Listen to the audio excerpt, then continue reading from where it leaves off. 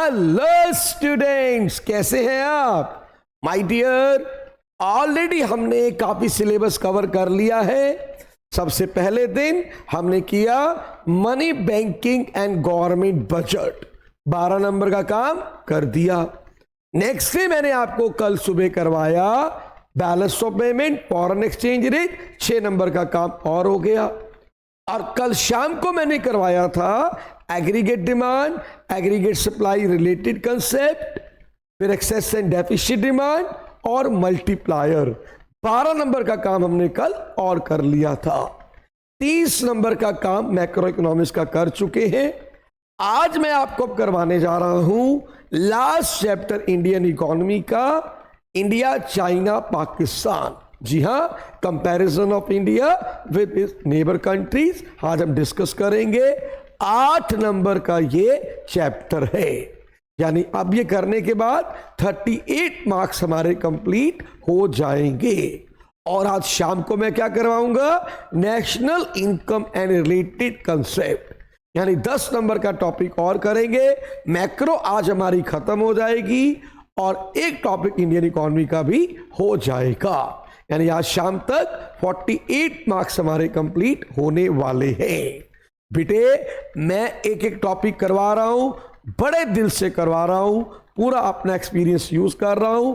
अभी आपको पूरा सिलेबस कराऊंगा, फिर हम इंपॉर्टेंट क्वेश्चंस करेंगे, क्विक रिवीजन भी करेंगे।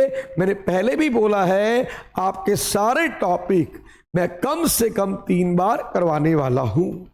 तो विदाउट वेस्टिंग टाइम आज का टॉपिक शुरू करते हैं।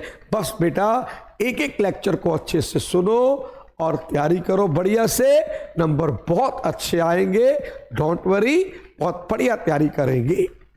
तो मेरे बच्चे, आज का टॉपिक है comparative development experience of India and it's neighbour. हमारे नेबर 2 मेजर हैं, इस चैप्टर में हमने डिस्कस करेंगे। इंडिया का हमने कंपैरिजन करना है किसके साथ? चाइना और पाकिस्तान के साथ। आपको पता है दोनों कंट्रीज हमारे साथ अपना बॉर्डर शेयर करती हैं, तो यहां पे इन दोनों के साथ हमारे क्या रिलेशनशिप है, क्या हमारा डेवलपमेंट ग्रोथ हुई, कितना हम उनसे आगे हैं, कितना पीछे हैं, ये सब चीजें हम डिस्कस करने वाले हैं इस चैप्टर में। सबसे पहला क्वेश्चन आता है, similarities in the development strategies of India China Pakistan. भैया, इंडिया चाइना पाकिस्तान की डेवलपमेंट स्ट्रेटेजीज में क्या क्या सिमिलरिटीज हैं? सबसे पहली सिमिलरिटीज है कि तीनों की तीनों जो नेशंस हैं, इन्होंने अपना डेवलपमेंट जो पाथ है सॉरी, सेम टाइम पे शुरू किया। आप देखो इंडिया पाकिस्तान कब इंडिपेंडेंट हुए? 1947 में। पीपल्स रिपब्लिक ऑफ चाइना कब स्टेब्लिश हुआ? 1949 में। यानी लगभग तीनों कंट्रीज ने अपना डेवलपमेंट जो पाथ है सेम टाइम पे शुरू किया। तीनों की तीनों कंट्रीज ने has started planning their development strategies in similar ways। तीनों ने अपनी डेवलपमेंट स्ट्रेटेजीज को एक ही तरह से प्लान किया। देखो, इंडिया ने अपना फर्स्ट 5 ईयर प्लान अनाउंस किया 1951 में, पाकिस्तान ने अनाउंस किया जिसको अपना प्लान 1956 में, जिसे ये मीडियम टर्म प्लान भी कहते हैं, और चाइना ने अनाउंस किया 1953। यानी तीनों कंट्रीज में 5 ईयर प्लानिंग हो रही है। इंडिया ने कब शुरू किया? 1951, फिर आया चाइना 1953, और बाद में आया हमारा पाकिस्तान 1956। यानी तीनों कंट्रीज ने अपनी 5 ईयर प्लानिंग शुरू की। Then since 2018 Pakistan is working on the basis of 12th 5 year plan. 2018 से पाकिस्तान किस पे काम कर रहे हैं? अपने 12th 5 ईयर प्लान पे। 2018-23 में चल रहे हैं। China has completed 13 plan, China ने अपने 13 प्लान कंप्लीट कर दिए हैं till 2020, and now working on 14th 5 year plan, 21 से लेकर 25। और इंडिया ने अपने 12th 5 ईयर प्लान कंप्लीट कर लिए हैं 2017। यानी इंडिया के हमारे पास जो है 12 प्लान कंप्लीट हो चुके हैं। अब आगे चलें सिमिलरिटीज में। India Pakistan adopted similar strategies such as creating a large public sector and raising public expenditure on social development। India Pakistan ने हमेशा पब्लिक सेक्टर को बहुत ज़्यादा इंपॉर्टेंस दी है, एक पब्लिक सेक्टर अपना क्रिएट किया है और बहुत सारा खर्चा पब्लिक सेक्टर कर रहा है। किसके लिए? सोशल डेवलपमेंट के लिए। टिल 1980 तीनों कंट्रीज का सिमिलर ग्रोथ रेट था, पर कैपिटा इनकम भी सेम थी, ग्रोथ रेट भी सेम था। तीनों कंट्रीज लगभग एक जैसा परफॉर्म कर रहे थे। All the three countries have perform differently. India and Pakistan have made slow and irregular progress as compared to China, which has made a miraculous progress. लेकिन देखो 1980 तक तीनों कंट्रीज एक जैसी थी, लेकिन उसके बाद इंडिया पाकिस्तान अभी भी थोड़ा स्ट्रगल कर रहे हैं। ग्रोथ, कभी इनका ग्रोथ रेट जो है थोड़ा सा इरेगुलर है, लेकिन चाइना ने बहुत ज़्यादा मिरेकुलर प्रोग्रेस दिखाई है और बहुत तेज़ी से ग्रो किया है। देखो सबसे बेटर चाइना ने परफॉर्म किया, उसके बाद में इंडिया और पाकिस्तान ने काफ़ी वर्स्ट परफॉर्म किया, लेकिन 1980 तक तीनों कंट्रीज़ का लेवल एक जैसा था। तो यानी अगर कभी क्वेश्चन आ जाए कि तीनों में क्या सिमिलरिटीज़ हैं, तो आप ये पॉइंट मेरे बच्चे पाँचों लिख सकते हैं। फिर अगर हम बात करें historical background, geography and population of China, कि चाइना की अगर हम थोड़ी सी हिस्टोरिकल बैकग्राउंड पे जाएं, तो मैं आपको बता दूं China is one of the world's oldest people and continuous civilization consisting of state and culture dating back more than 6 millennia. My dear, बहुत पुरानी हमारी संस्कृति है चाइना की, बहुत पुरानी सिविलाइजेशन है China, one of the oldest civilization. और पीपल रिपब्लिक ऑफ चाइना हमारा स्टैब्लिश हुआ 1949 के अंदर। थर्ड लार्जेस्ट कंट्री है वर्ल्ड के अंदर, next to Canada and Russia. Russia Canada के बाद थर्ड लार्जेस्ट कंट्री है। China is the most populous country in the world with 1393 million people as per 2017-18। ये हमारा डाटा है 17-18 का। अब चाइना की पॉपुलेशन और बढ़ गई है और अब ये वर्ल्ड के अंदर मोस्ट पॉपुलेशन नहीं रहा, इंडिया ने इसको बीट कर दिया है। इंडिया नंबर 1 है अब, एंड ग्रोथ रेट इनका है 0.46% पर एनम। यानी आपने ध्यान रखना है चाइना के बारे में। यहाँ पे क्या बताया गया कि चाइना हमारी एक बहुत पुरानी सिविलाइजेशन है। रिपब्लिक ऑफ चाइना कब स्टैब्लिश हुआ? 1949 के अंदर। थर्ड लार्जेस्ट कंट्री है कनाडा और रशिया के बाद। मोस्ट पॉपुलस कंट्री है वर्ल्ड के अंदर आपके डाटा के अकॉर्डिंग 1780 के अकॉर्डिंग। और ग्रोथ रेट इनका है 0.46%। ये क्यों इतना कम है? क्योंकि चाइना के अंदर वन चाइल्ड पॉलिसी आई थी, भी डिस्कस करेंगे लेटर ऑन।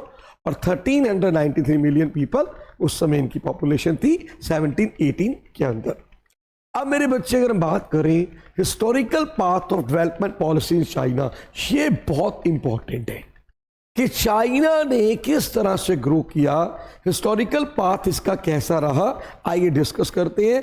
इसके सारे पॉइंट बहुत इंपॉर्टेंट है, अच्छे से करने हैं। सबसे पहले आपको पता होना चाहिए people republic of China under the one party rule 1949 में स्टैब्लिश हुआ।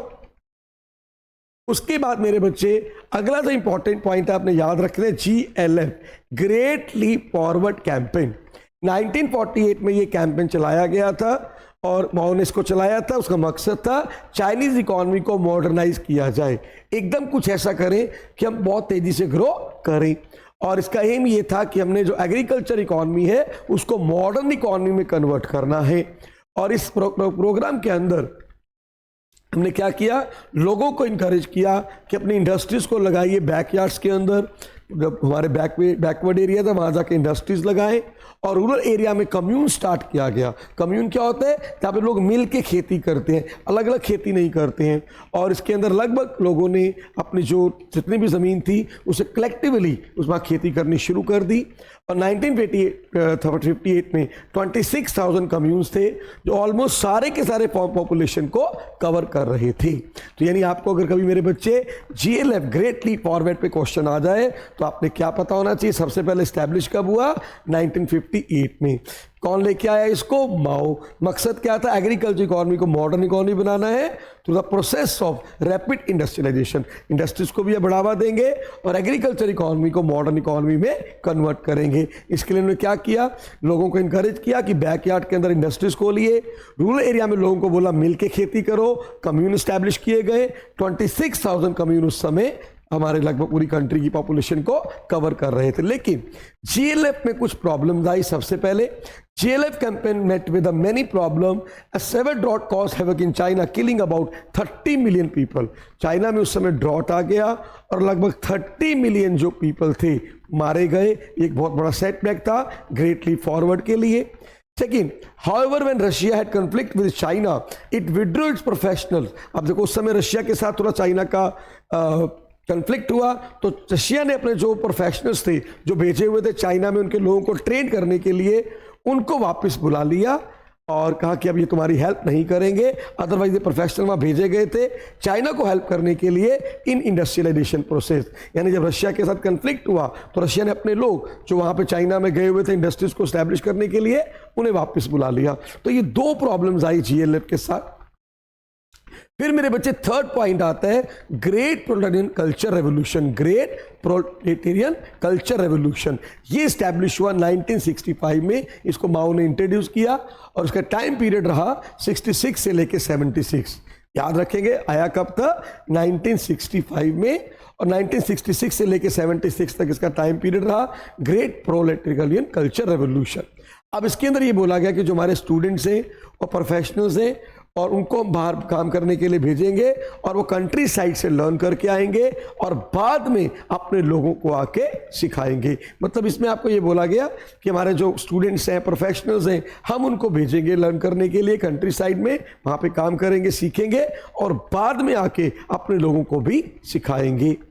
फिर मेरे बच्चे चौथा जो काम हुआ चाइना में वो था रिफॉर्म्स।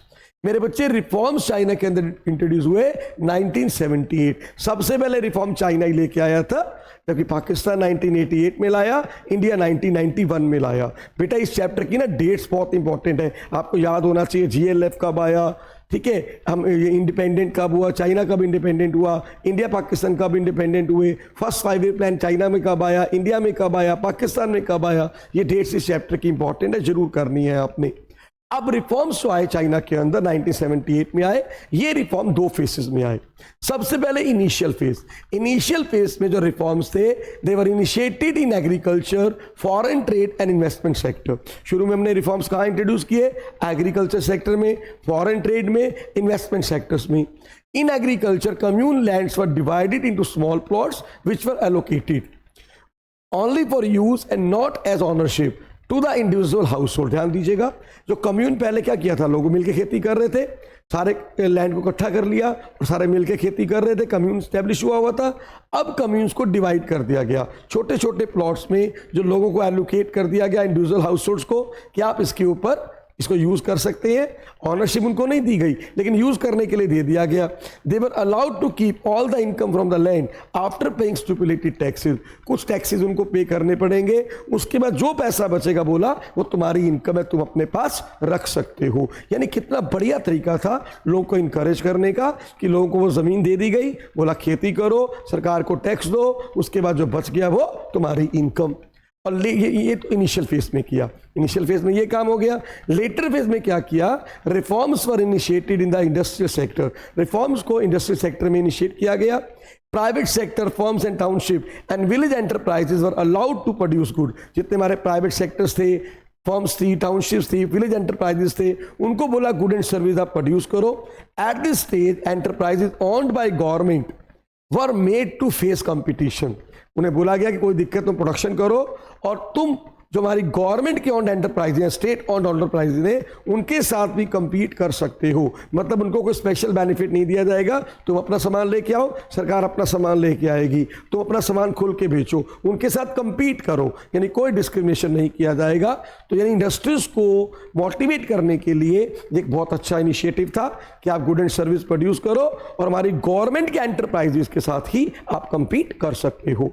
फिर मेरे बच्चे ड्यूल प्राइसिंग इन रिफॉर्म प्रोसेस, ये अगला बड़ा अच्छा काम किया चाइना ने। ड्यूल प्राइसिंग लेके आए रिफॉर्म प्रोसेस के अंदर, इन्होंने ड्यूल प्राइसिंग अडॉप्ट की। ड्यूल प्राइसिंग में क्या था, farmer and industrial unit were required to buy and sell fix quantity of input and output on the basis of price fixed by the government. Farmers को बोला गया, industrial unit को बोला गया कि कुछ क्वांटिटी आपने प्रोडक्ट की जो सेल और परचेज करनी है, जो फिक्स क्वांटिटी है कुछ इनपुट्स की, आउटपुट की, वो आप बाय और सेल करोगे उस प्राइस पे जो गवर्नमेंट ने फिक्स की है। यानी गवर्नमेंट ने एक प्राइस फिक्स की है, उसके ऊपर कुछ क्वांटिटी इनपुट की और आउटपुट की आपको सेल परचेज करनी पड़ेगी। बाकी जितनी भी ट्रांजैक्शंस हैं इनपुट और आउटपुट की, उनको आप परचेज और सोल्ड करोगे एट मार्केट प्राइस। यानी एक तो सरकार ने अपनी प्राइस फिक्स कर दी, उसमें कुछ क्वांटिटी आपको जो फिक्स है सेल एंड परचेज करनी है। उसके बाद जो क्वांटिटी बच गई वो आप अपनी जो भी ट्रांजैक्शन बाकी हैं उनको आप मार्केट प्राइस पे सेल एंड परचेज कर सकते हैं। तो ये भी एक बहुत बड़ा इनिशिएटिव था। Then one child policy introduce किया 1979 में। और उसका बहुत बढ़िया बेनिफिट हुआ। ये अपनी पॉपुलेशन ग्रोथ रेट को कंट्रोल कर पाए और इनकी बहुत सारी प्रॉब्लम्स जो पॉपुलेशन ग्रोथ के कारण आ रही थी उसको सॉल्व कर पाए। फिर स्पेशल इकोनॉमिक जोन, फॉरेनर को इन्वेस्टर्स को इन्वेस्ट करने के लिए स्पेशल इकोनॉमिक जोन भी सेटअप किए गए। स्पेशल इकोनॉमिक जोन्स क्या होते हैं? जहाँ पे हमारे जो ट्रेडर्स होते हैं, जो इंडस्ट्रीज लगाते हैं, स्पेशली एक्सपोर्टर्स, उनको हमारे फॉरेनर्स, उनको बहुत ज़्यादा बेनिफिट दिए जाते हैं, अच्छा इंफ्रास्ट्रक्चर प्रोवाइड किया जाता है, कुछ टैक्स कंसेशंस, कुछ रिबेट्स वगैरह वहाँ मिलती हैं। तो ये इस्टेब्लिश किए गए इन्होंने। मकसद यही था कि फॉरेन इन्वेस्टर्स को अट्रैक्ट किया जाए। Then historical background, geography and population of Pakistan. अब अगर हम पाकिस्तान की बात करें, पाकिस्तान ऑफिशियली जो है इस्लामिक रिपब्लिक ऑफ पाकिस्तान जिसे बोल देते हैं, ये इंडिपेंडेंट हुआ 14 अगस्त 1947। इंडिया 15 अगस्त को हुआ था, पाकिस्तान 14 अगस्त को हुआ था। Pakistan is located in South Asia and border Central Asia and the Middle East. Pakistan कहाँ लोकेटेड है? साउथ एशिया में, बॉर्डर इसके सेंट्रल एशिया और मिडल ईस्ट में है। Its borders are with China in the north, north में इसके साथ चाइना है, and toward west and north पर ईरान, और वेस्ट और नॉर्थ वेस्ट में कौन है? Iran and Afghanistan. And toward east and south east it border are with India, और ईस्ट और साउथ ईस्ट में इसके बॉर्डर इंडिया के साथ है। यानी पाकिस्तान बहुत सारी कंट्री के साथ घिरा हुआ है। And Pakistan is 6th most populous country in the world with 212 million people. जो वर्ल्ड की 6th most populous country है पाकिस्तान 2017-18 के एस्टिमेट अकॉर्डिंग, और ग्रोथ रेट इनका कितना है? 2.05% पर एनम, और सेकेंड लार्जेस्ट मुस्लिम पॉपुलेशन है आफ्टर इंडोनेशिया। वर्ल्ड में मैक्सिमम मुस्लिम पॉपुलेशन कहाँ है? इंडोनेशिया में। उसके बाद सेकेंड नंबर पे किसका नाम आता है? पाकिस्तान का। अब पाकिस्तान ने क्या इनिशिएटिव लिए डेवलपमेंट के लिए, आइए बात करते हैं।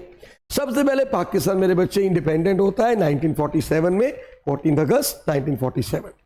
पाकिस्तान ने अपना फर्स्ट 5 ईयर प्लान शुरू किया 1956 में, जिसको medium term plan, development plan भी कहते हैं। मिक्स्ड इकोनॉमिक सिस्टम इन्होंने अडॉप्ट किया, यानी कुछ मेजर जो इंडस्ट्री थी वो प्राइवेट सेक्टर, पब्लिक सेक्टर के पास रख ली और बाकी प्राइवेट सेक्टर को दे दिया। Introduction of various policies, late 60s में पाकिस्तान ने बहुत सारी रेगुलेटेड पॉलिसी को इंट्रोड्यूस किया अपनी डोमेस्टिक इंडस्ट्रीज की ग्रोथ के लिए। The policy combine tariff protection for manufacturing of consumer good together with direct import control on competitive import. अपनी डोमेस्टिक इंडस्ट्री को प्रोटेक्ट करने के लिए इन्होंने क्या किया?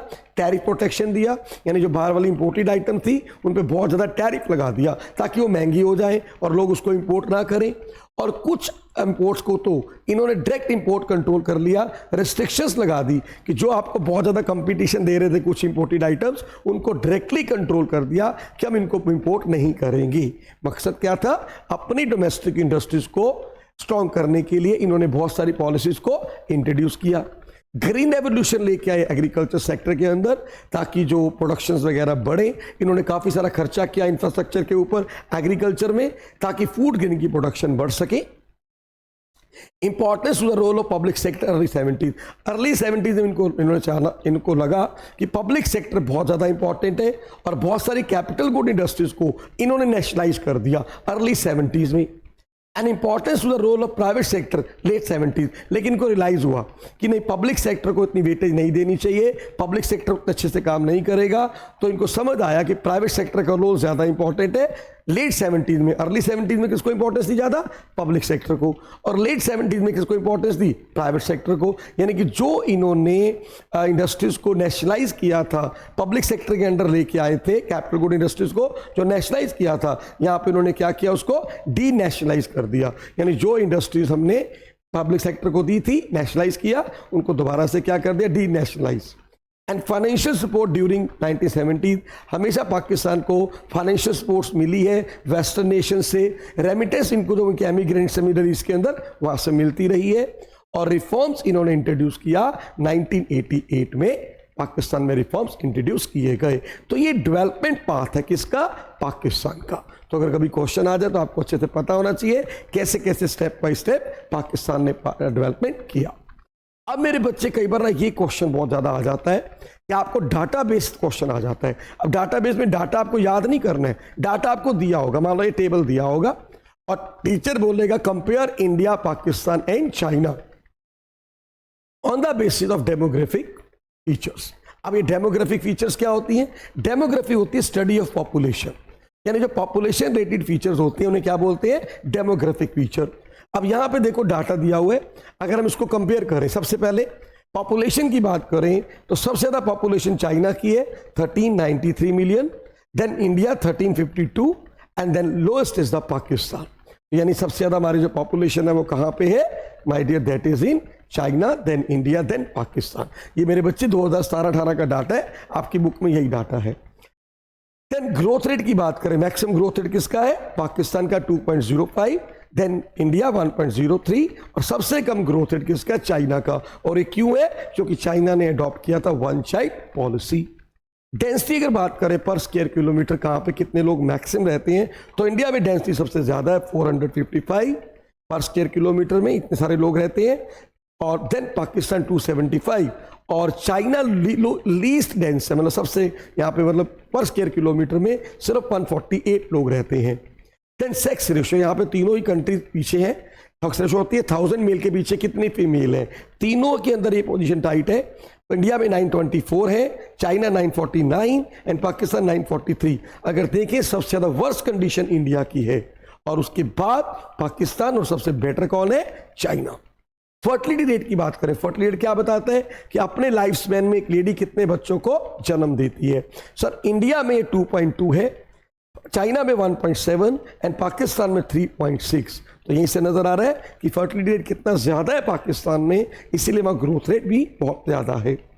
अर्बनाइजेशन, अगर अर्बन पॉपुलेशन की बात करें, इंडिया में सिर्फ 34% लोग अर्बन एरिया में रहते हैं, चाइना में 59%, सबसे बेटर है ये, और पाकिस्तान 37%। यानी कभी अगर आपको इस तरह से डाटा दिया हो तो आपने एक एक डाटा को अच्छे से देख के उसको एनालाइज करना है, कौन बेटर है कौन पीछे है, सब चीजें आपने एक्सप्लेन करनी है विद रीजन। अब मेरे बच्चे अगला क्वेश्चन कई बार आ जाता है, GDP growth rate trends in India, China and Pakistan. अगर जीडीपी ग्रोथ रेट अगर देखें तो आप देखो चाइना सेकंड लार्जेस्ट जीडीपी है, इनका 222.5 ट्रिलियन डॉलर। इंडिया का जीडीपी मेरे बच्चे कितना है, 9.03 ट्रिलियन और अबाउट 45% ऑफ चाइना, चाइना का 40% है हमारा। Pakistan GDP is only 0.94 trillion, about 11% of India. यानी आप देख सकते हैं कि सबसे जो बेटर पोजीशन है जीडीपी की चाइना की है, number 1, then India and then the Pakistan. अगर ग्रोथ रेट देखिए हम जीडीपी का तो देखो 1890 को 1517 से कंपेयर करें तो इंडिया का ग्रोथ रेट 5.7% था, जो बढ़ के हो गया 7.3। चाइना का 10.3 2 डिजिट में था, ये कम हो गया 6.8। पाकिस्तान 6.3 से हो गया 5.3। तो कंपैरिजन करें तो इस टाइम पीरियड के अंदर इंडिया का ग्रोथ रेट सबसे बेटर रहा है। Then sectoral share of gross value added and employment in 2018-19। अगर हम देखें तीनों कंट्रीज के अंदर कि कितना इनका कंट्रीब्यूशन हर सेक्टर का ग्रॉस वैल्यू एडिड के अंदर, कितने लोग यहां पे लगे हुए एम्प्लॉयमेंट जनरेशन में, तो आइए नजर मारते हैं। सबसे पहले बात करते हैं एग्रीकल्चर की। एग्रीकल्चर का ग्रॉस वैल्यू एडिड में जो कंट्रीब्यूशन है इंडिया में 16% है, चाइना में 7%, पाकिस्तान में 24%। और अब मजे की बात देखें, वर्क फोर्स जो लगी हुई है इंडिया में 43% लोग एग्रीकल्चर में लगे हैं, बट दे प्रोड्यूसिंग ओनली 16%, यानी कंट्रीब्यूट सिर्फ 16% कर रहे हैं। चाइना में 26% लोग लगे हैं पॉपुलेशन में, but they contribute only 7% in gross value added. Pakistan में 41% लोग लगे हैं, दे कंट्रीब्यूट 24%। यानी तीनों कंट्रीज में बहुत सारे लोग लगे हुए एग्रीकल्चर सेक्टर में, लेकिन उनकी प्रोडक्टिविटी काफी कम है, इसीलिए ग्रॉस वैल्यू एडिड में उनका कंट्रीब्यूशन काफी कम है। इंडस्ट्रीज की बात करें, इंडिया में 25% लोग लगे हैं इंडस्ट्रीज के अंदर, वर्कफोर्स है जो 30% कंट्रीब्यूट कर रहे हैं ग्रॉस वैल्यू एडिड में। चाइना में 28%, दे कंट्रीब्यूट 41%। पाकिस्तान 24% लगे हैं, बट दे कंट्रीब्यूट ओनली 19%। यानी इससे पता लगता है इंडस्ट्रियल सेक्टर में पाकिस्तान अभी काफी पीछे है। सर्विस सेक्टर की बात करें, इंडिया ने बहुत अच्छा परफॉर्म किया है, ओनली 32% लोग लगे हैं, दे कंट्रीब्यूट 54%। चाइना में 46% लगे हुए हैं, 52% contribute, and Pakistan 35%, they contribute 57%। तो यहां से एक बात समझ आती है, इंडिया पाकिस्तान दोनों सर्विस सेक्टर में बहुत अच्छा परफॉर्म कर रहे हैं, और लेकिन जो हमारा चाइना है उसने इंडस्ट्रियल सेक्टर में बहुत अच्छा परफॉर्म किया है, और एग्रीकल्चर सेक्टर में तीनों ही कंट्रीज बहुत अच्छा परफॉर्म नहीं कर रही। तो कंक्लूजन यहाँ पे हमारे पास आ गया। अब आता है मेरे बच्चे trends in output growth in different sectors. अगर अलग अलग सेक्टर्स में आउटपुट ग्रोथ की अगर हम बात करें तो देखो सबसे पहले हम बात करते हैं एग्रीकल्चर की। एग्रीकल्चर का जो ग्रोथ रेट था 1980-90 में 3.1% था, जो कि अब रह गया है 3.1%, यानी तो सेम ही है, यानी 3.1% पहले था ग्रोथ रेट, अब भी 3.1% है। एग्रीकल्चर सेक्टर में इंडिया में कोई ज़्यादा चेंज नहीं आया। इंडस्ट्रियल सेक्टर 7.4% ग्रोथ रेट था, अब 6.95 हो गया, तो यहाँ पर थोड़ा सा इंडिया को सेटबैक मिला है, थोड़ा ग्रोथ रेट कम हुआ है। सर्विस सेक्टर में ग्रोथ रेट बढ़ा है 6.9%, अब 7.6 हो गया। चाइना की बात करें 5.9 ग्रोथ रेट था एग्रीकल्चर में, कम होकर 3.1 रह गया। इंडस्ट्री में 10.8 से कम होकर 5.3 रह गया। सर्विस में 13.5 से कम होकर 7.1 रह गया। यानी चाइना में ग्रोथ रेट तीनों सेक्टर्स में कम हुआ है, काफी ज्यादा। पाकिस्तान में एग्रीकल्चर सेक्टर ग्रोथ रेट 4% था, अब 1.7 रह गया, बहुत कम हो गया। इंडस्ट्री 7.7 से 4.8 और इंडस्ट्री 7.7 से 4.8 एंड सर्विस सेक्टर 6.8 से 5। यानी अगर हम कंपेयर करें तीनों कंट्रीज को तो इंडिया बेटर रहा। इंडिया एग्रीकल्चर ग्रोथ रेट वही का वही रहा, कम तो नहीं हुआ। इंडस्ट्रियल सेक्टर थोड़ा सा ग्रोथ रेट कम हुआ, पर सर्विस सेक्टर में ग्रोथ रेट बढ़ा, लेकिन बाकी कंट्रीज में ग्रोथ रेट काफी कम हुआ है। यानी अब कभी डाटा आ जाए ना तो आपने इसी तरह से उसको एनालाइज करना है। अब मेरे बच्चे आते हैं selected indicator of human development index. देखो ह्यूमन डेवलपमेंट इंडेक्स के इंडिकेटर बहुत इंपॉर्टेंट है। अब ह्यूमन डेवलपमेंट इंडेक्स क्या बताता है कि डेवलपमेंट के बेसिस पे ना कंट्रीज की रैंकिंग करता है। अब उसके अकॉर्डिंग मैं आपको बता दूं जो हमारी रैंकिंग हुई है, इंडिया का जो रैंक है 130 है पूरे वर्ल्ड में डेवलपमेंट के बेसिस पे, चाइना का 87 एंड पाकिस्तान 154। अब ये रैंक हमें क्यों मिलता है? ह्यूमन डेवलपमेंट इंडेक्स में आपको कुछ वैल्यूज दी जाती हैं, 1 में से आपको कुछ पॉइंट दिए जाते हैं, मतलब जिसका मतलब डेवलपमेंट बहुत बढ़िया है, एक्यूरेट है, तो उसको मतलब मैक्सिमम हर क्राइटेरिया जो पूरा करेगा तो उसको 1 पॉइंट मिलेगा। 1 किसी को भी नहीं मिलता है। तो 1 में से इंडिया को पॉइंट मिले हैं 0.645, चाइना को मिले हैं 0.761, पाकिस्तान को मिले हैं 0.557। तो उसके बेसिस पे आप देखो रैंकिंग सबसे बेटर चाइना की है 87, India 130 and Pakistan 154। Life expectancy की बात करें ऑन एन एवरेज एक पर्सन कितने दिन जिंदा रहता है, तो इंडिया में 69.7 है, चाइना 76.9 सबसे बेटर एंड पाकिस्तान 67.3, यानी चाइना सबसे बेटर है, उसके बाद India and then the Pakistan. ये शो कर रहा है कि हेल्थ फैसिलिटीज जो है वो चाइना में कंपैरेटिवली बहुत बेटर है इंडिया से, क्योंकि जहां जितनी अच्छी हेल्थ फैसिलिटीज होंगी लाइफ एक्सपेक्टेंसी उतनी बेटर होगी। मीन ईयर ऑफ स्कूलिंग की बात करें, एजुकेशन की बात करें, तो इंडिया के अंदर 6.5 ईयर, चाइना में 8.1, पाकिस्तान में 5.2। यानी कि जो 15 साल से ऊपर के लोग हैं कितने साल पढ़ाई करते हैं, 6.5 ईयर इंडिया में, चाइना में 8.1, पाकिस्तान 5.2। तो लिटरेसी में अगर हम इस पॉइंट ऑफ से देखें तो एजुकेशन में चाइना हमारे से बेटर है। Gross national income per capita अगर बात करें, इंडिया की है 6,681, चाइना 16,057 एंड पाकिस्तान 5,005। तो यहां भी हमारा चाइना सबसे आगे है, then India, then Pakistan. Below poverty line, people below poverty line, India में 21.9%, अराउंड 22% पीपल, चाइना 1.7%। पीछे तो चाइना ने बोला था लास्ट 2 साल पहले हमने अपनी पॉवर्टी खत्म ही कर दी है, पर उस समय ये 1.7% है जो डाटा है हमारे पास, और Pakistan 24.3%।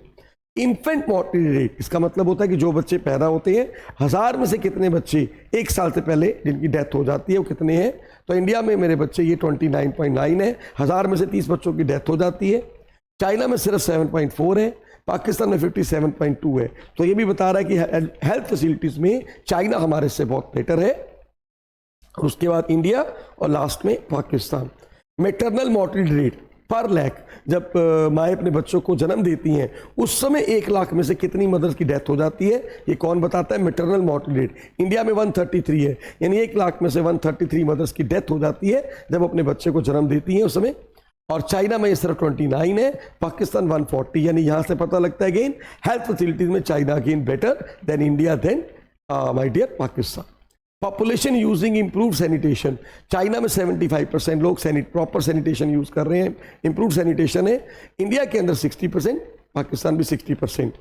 Population with sustainable access to improve water resources, जहाँ प्रॉपर वाटर रिसोर्सेज कितने परसेंट लोगों को अवेलेबल है? इंडिया में 93%, चाइना में 96%, पाकिस्तान में 91%। अगेन यहाँ भी चाइना सबसे आगे है। Percentage of under nourish children, जिन बच्चों को खाना भी ढंग से नहीं मिलता, चाइना में सिर्फ 8.1% है, जबकि हमारे इंडिया में ये लोग है 37.9 और पाकिस्तान में 37.6। यानी ये सिचुएशन सबसे बुरी कहाँ पे है? इंडिया में। भूखमरी सबसे ज्यादा कहाँ है? इंडिया में, जहां लोगों को खाने को भी प्रॉपर नहीं मिल रहा। अब क्वेश्चन आता है, सर वो कौन से फैक्टर्स थे? Explain the various factors that led to the rapid growth in economic development of China. हमने बोला ना 80s तक लगभग ग्रोथ रेट तीनों कंट्रीज का सेम था, लेकिन एकदम चाइना बहुत तेजी से ग्रो कर गया। तो वो क्या कारण थे कि चाइना ने इतना तेजी से ग्रो क्यों किया? बेटा वही पॉइंट दोबारा घूम के आ रहे हैं। सबसे पहला पॉइंट था रिफॉर्म्स इंट्रोड्यूस इन चाइना। भैया पहला रीजन था चाइना में रिफॉर्म इंट्रोड्यूस कर दिए गए 1978 में, और आपको मैंने बताया 2 पार्ट में रिफॉर्म्स आए थे। इनिशियल फेज में हमने क्या किया था? Agriculture, foreign trade, investment sector के लिए लेके आए थे। एग्रीकल्चर सेक्टर में कम्युनिस्ट को डिवाइड कर दिया गया छोटे छोटे प्लॉट्स में, उनको बोला अच्छे से खेती करो और सरकार को टैक्स दो, उसके बाद जो बच गया वो तुम्हारा। पहला काम ये किया गया। लेटर फेज में रिफॉर्म्स को इंट्रोड्यूस किया इंडस्ट्रियल सेक्टर के अंदर। प्राइवेट सेक्टर्स को बोला गया, प्राइवेट फर्म्स को, टाउनशिप्स को, विलेज एंटरप्राइजेस को सामान प्रोड्यूस करो, गुड एंड सर्विस प्रोड्यूस करो, और तुम सरकार की जो गवर्नमेंट एंटरप्राइजेज है उनके साथ कंपीट कर सकते हो। तो पहला स्टेप तो ये लिया गया। सेकंड, ड्यूल प्राइसिंग लेके आए। इसमें क्या बोला? एक फिक्स क्वांटिटी इनपुट की, आउटपुट की आपको सेल करनी है, परचेज करनी है, सरकार ने जो प्राइस फिक्स किया उसके ऊपर, और बाकी आपकी जो ट्रांजैक्शंस हैं, आप जो भी सेल कर रहे हो, परचेज कर रहे हो, that will be eight market price. फिर इंफ्रास्ट्रक्चर को अलग अलग जगह पे स्टैब्लिश किया गया, एजुकेशन में, हेल्थ में, land reforms, long existence of decentralised planning, existence of small enterprises, इन सब चीज़ों ने बहुत ज़्यादा हेल्प किया चाइना को ग्रो करने में। और कम्युन सिस्टम से मोर इक्विटेबल डिस्ट्रीब्यूशन हो पाया फूड ग्रेन्स का, तो इससे भी चाइना डेवलप कर पाया। और जितने भी रिफॉर्म्स थे ना मेरे बच्चे, first implemented at small level and then extended at more massive level. ये बड़ी अच्छी चीज़ थी। चाइना ने जो भी रिफॉर्म्स किए ना, पहले छोटे लेवल पे उनको करके देखा, अच्छे रिजल्ट आए, फिर उसको पूरे मैसिव स्केल पे, लार्ज स्केल पे उसको इंट्रोड्यूस कर दिया गया। देन अब एक काम इन्होंने और बड़ा अच्छा किया, फॉरेन इन्वेस्टर्स को अट्रैक्ट करने के लिए इकोनॉमिक जोन सेटअप किए। ये भी एक बहुत बड़ा रीजन था चाइना की ग्रोथ में। फिर वन चाइल्ड पॉलिसी जो थी, इनको इंट्रोड्यूस करके इन्होंने पॉपुलेशन कंट्रोल कर लिया, और पॉपुलेशन कंट्रोल होते ही बहुत ज़्यादा जो समस्याएं थी हल हो गई, और आपका ग्रोथ रेट बहुत तेजी से बढ़ गया। तो ये रीजन थे कि चाइना क्यों अच्छे से डेवलप कर पाया। अब एक क्वेश्चन ये भी आ जाता है, भैया Why did China introduce structural reforms in 1978? देखो चाइना ने रिफॉर्म्स क्यों आए, मैं आपको एक बात बताऊं। इंडिया और जो पाकिस्तान है ना, हम जो रिफॉर्म्स लेके आए थे, it was because of compulsion. India के ऊपर प्रेशर था वर्ल्ड बैंक का, IMF का, और पाकिस्तान के ऊपर भी कि भैया रिफॉर्म्स लेके आओ, नहीं तो हम तुम्हें लोन नहीं देंगे। लेकिन चाइना में इंट्रोड्यूस किया गया, क्योंकि चाइना जो थे, न्यू जो लीडरशिप आई थी चाइना के अंदर उस समय, वो हैप्पी नहीं थे, खुश नहीं थे with the slow pace of growth, कि हमारा ग्रोथ रेट बहुत कम है, मॉडर्नाइजेशन प्रॉपर नहीं है। माओ के अंदर काफ़ी काम किए गए, काफ़ी माओ ने पॉलिसीज लेके आए, लेकिन फिर भी ग्रोथ रेट बहुत अच्छे से नहीं था, चाइनीज इकॉनमी इतनी मॉडर्नाइज नहीं थी। तो उनको ये लगा कि नहीं, हमें कुछ नया करना चाहिए, डिसेंट्रलाइजेशन करना चाहिए, सेल्फ सफिशिएंसी देनी चाहिए, कुछ अपनी फॉरेन टेक्निक को लेके आना चाहिए। तो ये सब चीज़ें इन्होंने करी, लेकिन फिर भी ये फेल हो गए। इन्होंने देखा माओ का विजन क्या था, माओ ने क्या शुरू किया, डिसेंट्रलाइजेशन किया, सेल्फ सफिशिएंसी के ऊपर काम किया, फॉरेन टेक्निक को लेके आए, गुड एंड कैपिटल्स को जो अपनी शनिंग of the foreign capital, technology, goods and capital, ये सब चीज़ें उन्होंने इंट्रोड्यूस किया। ये सब फेल हो चुकी थी उस समय। Despite extensive land reforms, collectivization, the great leap forward and other initiative, per capita grain output in 1978 was the same as it was in 1950s. इन्होंने देखा इतने रिफॉर्म्स किए, GL लेके आए, ग्रेट प्रोग्रेस कल्चर रेवोल्यूशन लेके आए, पता नहीं क्या कुछ किया, लेकिन अभी भी सिचुएशन वही थी। पर कैपिटा जो ग्रेन आउटपुट थी वही थी 1978 में जो 50s में थी। यानी इनको लगा कितने सारे हमने काम किए, लेकिन चाइना अभी भी ग्रो नहीं कर रहा, तो हमें कुछ नया करना चाहिए, और इसीलिए रिफॉर्म लेके आए। अब क्वेश्चन आता है reason for the slow growth and reemergence of poverty in Pakistan. भाई पाकिस्तान के अंदर देख रहे हैं बीच में ना ग्रोथ रेट बहुत अच्छा हो गया था, लेकिन अब फिर ग्रोथ रेट काफी कम हो रहा है और पॉवर्टी दोबारा से री एमर्ज कर रही है पाकिस्तान के अंदर। तो इसका क्या कारण है? क्वेश्चन आ जाता है कि पाकिस्तान के अंदर ये जो पॉवर्टी है दोबारा से क्यों आ रही है और जो ग्रोथ रेट है वो इतना कम क्यों हो गया है। एक मिनट जरा पानी पी लूं मैं।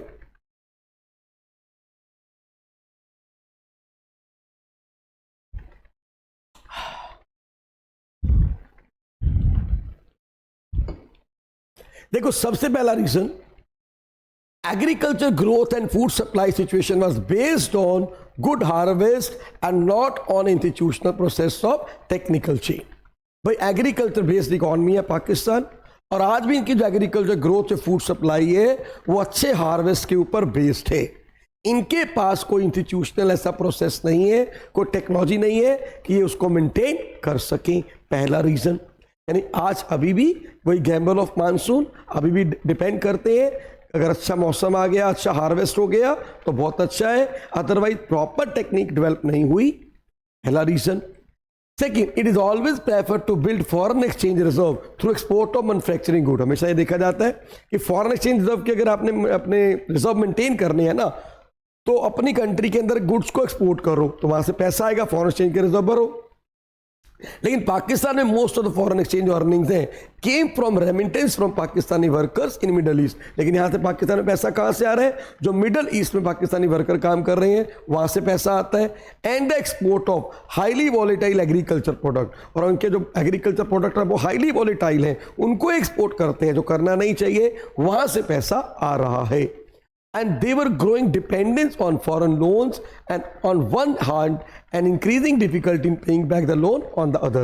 अब यहाँ पे प्रॉब्लम अगली क्या आ रही है कि पाकिस्तान बार बार लोन लेता जा रहा है और कई बार वो इतना लोन ले चुका है कि डेब्ट ट्रैप में फंसता जा रहा है, पुराने लोन को चुकाने के लिए नया लोन लेता जा रहा है। तो इसके कारण भी सिचुएशन इसकी वर्स्ट हो रही है कि लगातार इनकी जो डिपेंडेंस है फॉरेन लोन के ऊपर बढ़ रही है, पुराना लोन चुका नहीं रहे और रोज नया लोन इनको लेना पड़ रहा है। अब मेरे बच्चे ये बहुत इंपॉर्टेंट क्वेश्चन है, important implication of one child norms in China. देखो सबसे पहले याद रखना, चाइना ने वन चाइल्ड पॉलिसी इंट्रोड्यूस किया 1979 में। द इंपॉर्टेंट इंप्लीकेशन क्या है वन चाइल्ड नॉर्म्स की मेरे बच्चे, कि जब चाइना ने इसको इंट्रोड्यूस किया 1979 में तो अपनी पॉपुलेशन को वो कंट्रोल कर पाए और इससे बेटर हेल्थ सर्विसेज मिलनी शुरू हो गई वुमेन्स को भी, और इससे जो डेथ वगैरह का, इंजरी वगैरह का जो रिस्क होता है ड्यूरिंग प्रेगनेंसी वो कम हो गया। यानी वन चाइल्ड पॉलिसी के आने से सबसे पहला बेनिफिट क्या हुआ कि ग्रोथ रेट तो कम हुई पॉपुलेशन की, जो हेल्थ सर्विसेज थी वुमेन्स को और बेटर मिलनी शुरू हो गई। सेकंड, हाउएवर दिस पॉलिसी है सम अदर इंप्लीकेशन आल्सो। ठीक है, एक बात शुरू में तो बढ़िया हो गया, सर्विसेज अच्छी मिलनी शुरू हो गई, पॉपुलेशन ग्रोथ रेट कम हो गया, लेकिन आफ्टर सम डिकेड हमने उन्हें क्या देखा कि जो एल्डरी पीपल्स और ओल्ड पीपल्स हैं उनकी जो प्रपोर्शन थी काफ़ी ज़्यादा चाइना में बढ़ रही थी। यानी जो डिपेंडेंट पॉपुलेशन था उसकी परसेंटेज लगातार बढ़ रही थी। तो अब चाइना को फिर समझ आया कि नुकसान भी है इसका, तो अब इन्होंने क्या किया, 2016 में इसको ख़त्म कर दिया। अब सारी फैमिलीज को अलाउ कर दिया 2 चिल्ड्रंस वो कर सकते हैं, यानी 1 चाइल्ड से वो 2 चाइल्ड पर आ चुके हैं। What are the various means by which the countries are trying to strengthen their own domestic economies? देखो बहुत सारी कंट्रीज हमेशा ये चाहती हैं कि हमारी डोमेस्टिक इकोनॉमी स्ट्रांग बने। उसको स्ट्रेंथन करने के लिए, उनको स्ट्रांग बनाने के लिए वो क्या करती हैं? सबसे पहले बहुत सारी कंट्रीज क्या करती हैं, रीजनल और ग्लोबल इकोनॉमिक ग्रुप बना लेती हैं, जैसे कि सार्क है, यूरोपियन यूनियन है, एशियन है, G8 है, G20 है, ऐसी बहुत सारी इंटरनेशनल इंस्टीट्यूशंस हैं। इन ग्रुप्स को ज्वाइन कर लेती हैं, क्योंकि जब उन ग्रुप को ज्वाइन करते हैं तो उस ग्रुप के उन्हें बहुत सारे बेनिफिट मिलते हैं जिनसे वो अपनी कंट्री को थोड़ा और स्ट्रेंथन कर सकती हैं और स्ट्रांग बना सकती हैं। Second, there is increasing awareness on the part of the various nation to join hands together and understand the development process pursued by their neighbouring nation. अब एक अवेयरनेस आ गई है कि बहुत सारी कंट्रीज क्या कर रही हैं, एक दूसरे के साथ हाथ मिला रहे हैं, स्पेशली अपने लेबर्स के साथ, कि उन्होंने कैसे डेवलप किया, उनको अंडरस्टैंड कर सकें और उससे पता लगे कि हम कैसे इनसे बेनिफिट उठा सकते हैं। This is to make them understand better their own strength and weakness with with their neighbours, ताकि उन्हें पता लगे हमारी क्या स्ट्रेंथ है, हमारी क्या वीकनेस है, अपने नेबर्स को कंपेयर करके उनको ये चीज़ें पता लगे। यानी बहुत सारी कंट्रीज अब अवेयर हो रही हैं, वो एक दूसरे के साथ हाथ मिला रही हैं, एक दूसरे को समझ रही हैं, उनके एक्सपीरियंस से समझना चाहती हैं कि इन्होंने कैसे ग्रो किया, ताकि पता लगे हमारी क्या वीकनेसेस हैं, हमारी क्या स्ट्रेंथ है। And nations are having economic reforms, और कुछ नेशंस क्या कर रही हैं, इकोनॉमिक रिफॉर्म्स लेके आ रहे हैं। इंडिया में रिफॉर्म्स आए, पाकिस्तान में आए, चाइना में आए। They have liberal their economies with decrease in government interference in economic activity. अब बहुत सारी कंट्री को समझ आ गया कि हमें रिफॉर्म्स लेके आने पड़ेंगे, गवर्नमेंट इंटरफेरेंस कम करना पड़ेगा, तभी कंट्री अच्छे से डेवलप कर सकती है। And nation are also opening up their economy through the process of globalisation, और बहुत सारी कंट्री अपनी इकोनॉमी के डोर ओपन कर रही थी। इंडिया ने 1991 में इकोनॉमिक पॉलिसी लेके आए, अपनी इकोनॉमी के डोर ओपन कर दिए फॉर द ग्लोबलाइजेशन। अच्छा, ये ना कई बार एक नंबर में क्वेश्चन पूछ सकते हैं आपसे, what is big push strategy of China? China की बिग पुश स्ट्रेटेजी क्या थी? The governing authority of China, that is people's republic of China, made a strategy of socialistic pattern of industrialization in 1949. 1949 में क्या policy बनाई इन्होंने? Strategy of a socialistic pattern of industrialization. Under this, heavy industries was first developed by the central authority. अब इसमें क्या था कि सबसे पहले हम जो बड़ी बड़ी इंडस्ट्रीज हैं उनको स्टैब्लिश करेंगे, हैवी इंडस्ट्रीज को सेंट्रल अथॉरिटीज को स्टैब्लिश करेगा। And at the same time consumption was reduce, और कंजप्शन कम करेंगे, लोगों के लिए वही चीजें बनाएंगे जो जरूरी है, कंजप्शन रिड्यूस करेंगे। So more could be invested in industry, ताकि ज्यादा पैसा हम इंडस्ट्री में इन्वेस्ट कर सके। देखो इसमें बिग पुश स्ट्रेटेजी में क्या था कि लोगों को खाने के लिए वही दो जो उनकी जरूरत के लिए, जो उनको जरूरी है, जो बेसिक नेसेसिटी है। अननेसेसरी खर्चा मत करो, वो बजाय उस पैसे को बचा के बड़ी बड़ी इंडस्ट्रीज को, हैवी इंडस्ट्रीज को डेवलप करो, ताकि आने वाले टाइम में कंट्री और अच्छे से ग्रो कर सके। तो ये थी big push strategy of China. Do you agree with the opinion that structure of growth is more complementary with the GDP growth rate in China than India? Absolutely, I agree. देखो किसी भी country का जो growing structure होता है ना growth का, वो ये होता है कि हर कंट्री में पहले प्राइमरी सेक्टर डेवलप होता है, फिर सेकेंडरी सेक्टर डेवलप होता है, और फिर टर्शियरी सेक्टर डेवलप होता है। चाइना में ऐसे ही हुआ। चाइना में पहले एग्रीकल्चर सेक्टर डेवलप हुआ, और उसके बाद लोग शिफ्ट हुए सेकेंडरी सेक्टर की तरफ, और मैन्युफैक्चरिंग सेक्टर बहुत अच्छे से आप ग्रो कर रहे हैं, चाइना उसमें बहुत अच्छा कर रहे हैं। इंडिया पाकिस्तान दोनों में ऐसा नहीं हुआ। इंडिया में एग्रीकल्चर सेक्टर की ग्रोथ के बाद हम सीधा शिफ्ट हो गए सर्विस सेक्टर में। आज भी हमारा मैन्युफैक्चरिंग सेक्टर, इंडस्ट्रियल सेक्टर उतना अच्छे से डेवलप नहीं हुआ। तो हमारा जो डेवलपमेंट प्रोसेस है, जो स्ट्रक्चर ऑफ ग्रोथ है, वो इतना कॉम्प्लीमेंट्री नहीं है जैसे कि जितना कि चाइना का है। तो ये बात बिल्कुल ठीक है। देखो, Indian growth story reveals that the predominance of agriculture sector has given way to the predominance of tertiary sector rather than industrial sector. यानी एग्रीकल्चर सेक्टर के बाद किसको मौका मिला? सर्विस सेक्टर को। मिलना किसको चाहिए था? इंडस्ट्रियल सेक्टर को। तो यानी हमारा जो while the percentage share of agriculture in GDP has tended to fall, the percentage share of tertiary sector has risen more significantly than the percentage share of the industrial sector. देखो जब भी कोई country develop करती है ना, लोग agriculture sector छोड़ के कहां जाते हैं? इंडस्ट्रियल सेक्टर में, फिर सर्विस सेक्टर में। ये हमारा एक प्रोसेस होता है। इंडिया में ऐसा नहीं हुआ। इंडिया में क्या हुआ? एग्रीकल्चर सेक्टर के में लोगों की परसेंटेज कम हुई, लेकिन लोग कहां गए ज्यादा? सर्विस सेक्टर में। इंडस्ट्रियल सेक्टर उतना ग्रो नहीं किया, वहां परसेंटेज इतनी जीडीपी में इंक्रीज नहीं हुई। तो इसीलिए हम कह सकते हैं कि हमारी जो ग्रोथ है, the structure of the growth is more complementary with GDP growth in China than in India. China में ये कॉम्प्लीमेंट्री है। चाइना में ऐसे ही हुआ कि जब एग्रीकल्चर सेक्टर ग्रो किया, और उसके बाद एग्रीकल्चर सेक्टर से लोग कहाँ शिफ्ट हुए? इंडस्ट्रियल सेक्टर की तरफ। चाइना की जो ग्रोथ स्टोरी बताती है कि हाँ भाई एग्रीकल्चर सेक्टर से लोग कहाँ गए? इंडस्ट्रियल सेक्टर में, और सर्विस सेक्टर उसके बाद अब नंबर आएगा। इंडिया में उल्टा हुआ, एग्रीकल्चर सेक्टर में लोग कम हुए, लेकिन परसेंटेज ज्यादा कहां बढ़ी? सर्विस सेक्टर में। उतनी परसेंटेज इंडस्ट्री सेक्टर में नहीं बढ़ी। तो ये था मेरे बच्चे। अगला क्वेश्चन है आपका एनसीईआरटी क्वेश्चन है, why FDI in retail has proved to be growth friendly in China, why should there be opposition to it India?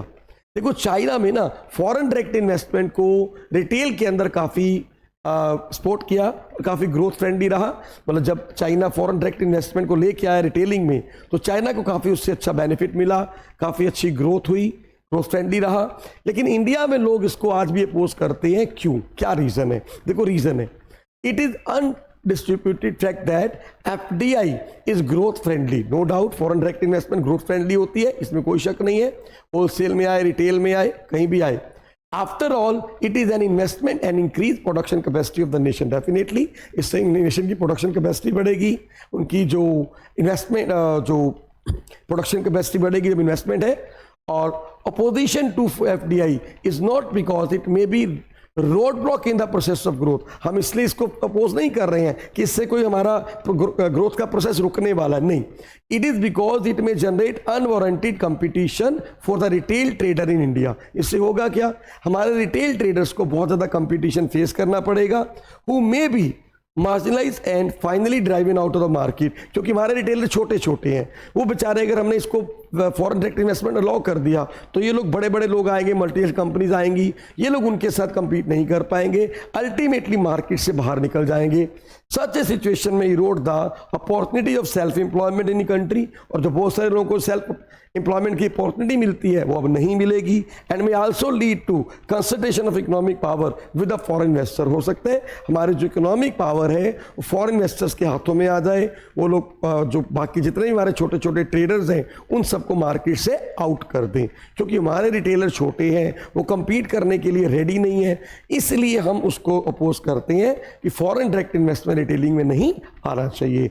Otherwise इसमें कोई बुराई नहीं है। तो मेरे बच्चे, इसी के साथ हमारा ये चैप्टर खत्म होता है। बाकी मैं आपको बता दूं, इस चैप्टर की डेट्स बहुत अच्छे से याद करना। मैं आपको एक पूरा एक अलग से ना एक लेक्चर वीडियो बनाने वाला हूं, जिसमें जितनी भी इंपॉर्टेंट डेट्स हैं इंडियन इकोनॉमी की, वो एक ही बार में मैं आपको सारी बता दूंगा। तो इस चैप्टर की डेट्स बहुत इंपॉर्टेंट है। इंडिया, चाइना, पाकिस्तान वाले चैप्टर की आपको एक एक डेट टिप पे होनी चाहिए। तो अब मेरे बच्चे 8 नंबर का काम हमारा और कंप्लीट हुआ। अब शाम को मैं आज आपको कराऊंगा national income and related concept. तो हमारी मैक्रो शाम को खत्म हो जाएगी। बस मेरे बच्चे प्लीज, बार बार बोल रहा हूं, एक एक लेक्चर को अच्छे से सुनो, अपने डाउट्स क्लियर करो और अपने दोस्तों को भी वीडियो शेयर करो अगर आपको अच्छे लग रहे हैं। Thank you very much, God bless you all. तो मिलते हैं ब्रेक के बाद।